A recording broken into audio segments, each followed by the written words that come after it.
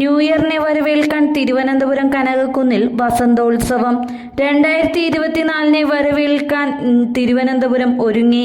വിനോദസഞ്ചാര വകുപ്പിന്റെ കീഴിലാണ് കനകക്കുന്നിൽ വസന്തോത്സവം സംഘടിപ്പിച്ചിരിക്കുന്നത്. തിരുവനന്തപുരം ഇതുവരെ കാണാത്ത തരത്തിലുള്ള അലങ്കാരങ്ങളുമായാണ് കനകക്കുന്നിലെ വസന്തോത്സവം ഇത്തവണ സംഘടിപ്പിച്ചിരിക്കുന്നത്. ജനുവരി 2 വരെയാണ് തിരുവനന്തപുരം നഗരത്തിൽ വസന്തോത്സവം നടക്കുന്നത്. പുഷ്പമേളയ്ക്ക് പുറമെ ദീപാലങ്കാരവും ഭക്ഷ്യമേളയും പെറ്റ്സ് പാർക്കും ട്രേഡ് ഫെയറും ഒരുക്കിയിട്ടുണ്ട്.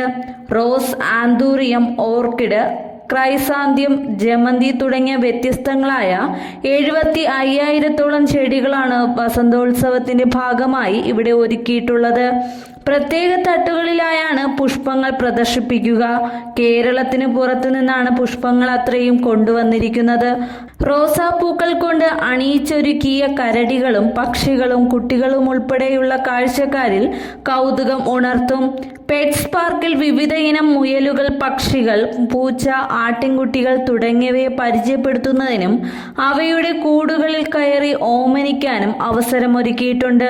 30 പടകൂറ്റൻ ക്രിസ്മസ് ബെല്ലുകളും വിവിധ തരം ഇന്ററാക്റ്റീവ് ലൈറ്റ് ഇൻസ്റ്റലേഷനും ദീപാലങ്കാരത്തിന്റെ ഭാഗമായി ഒരുക്കിയിട്ടുണ്ട്.